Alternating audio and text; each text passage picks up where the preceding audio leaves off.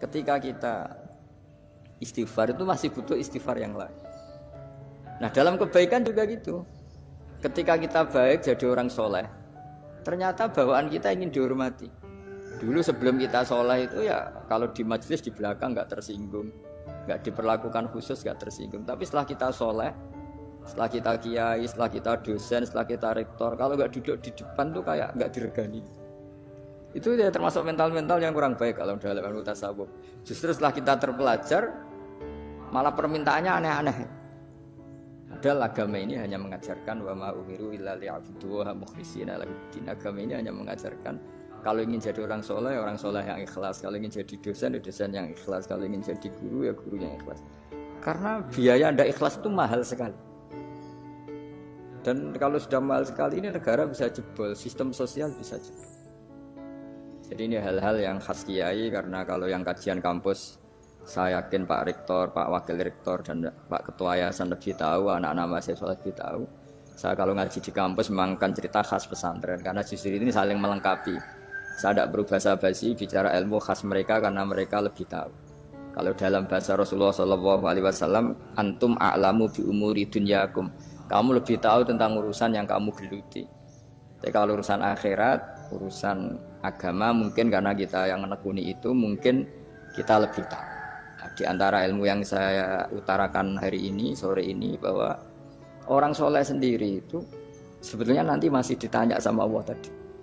Kenapa kamu nyembah saya? Karena ingin masuk surga. Kenapa kamu nyembah saya? Takut neraka. Lalu kamu tidak hormat saya, kata Allah. Ketika saya tidak bikin surga, tidak bikin neraka. Akhirnya mereka sadar bahwa ibadah itu harus murni karena Allah Subhanahu wa ta'ala, bukan karena takut masuk neraka, juga bukan karena ingin masuk surga. Ya sama seperti kita mencintai anak kita, yaitu sebagai karena anak kita. Jangan karena anak kita ranking 1, anak kita kumplot, lalu terus kita membiarkan anak kita saat ada naik kelas.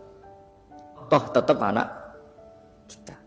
Saya mencintai suami saya karena dosen penghasilannya banyak, lalu suatu saat kalau ada masalah di PHK atau ada masalah terus tidak suami kan.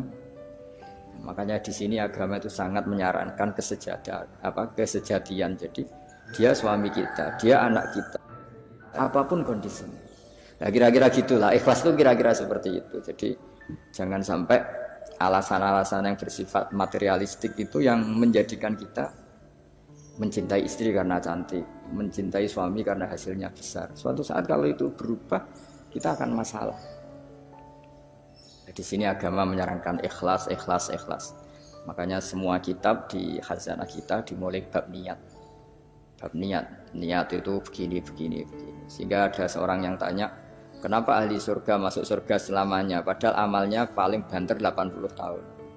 Tetapi kenapa ahli neraka akhirnya masuk neraka sampai selamanya? Padahal kalaupun dia bejat hanya 80 tahun.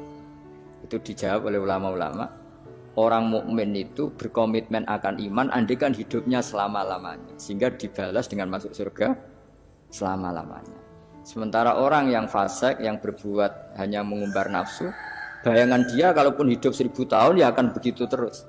Dan dia ketika mati dengan status dia berencana andaikan sehat maksiat terus. Karena punya rencana seperti itu diganjar neraka yang selamanya lama. Maka saya mohon niat ini juga yang harus mengilhami para rektor, para dosen. Andai kan sudah tidak jabat pun tetap berkomitmen pada institusinya, pada yayasannya. Jangan kalau jabat serius, kali tidak jabat malah ganggu. Itu nggak boleh. Harus. Saya sendiri juga gitu. Saya populer apa enggak, saya keren apa enggak, saya akan berkomitmen tetap mengkhidmati agama ini. Nah, dengan seperti itu berarti sudah biniyatin solihatin, punya niat yang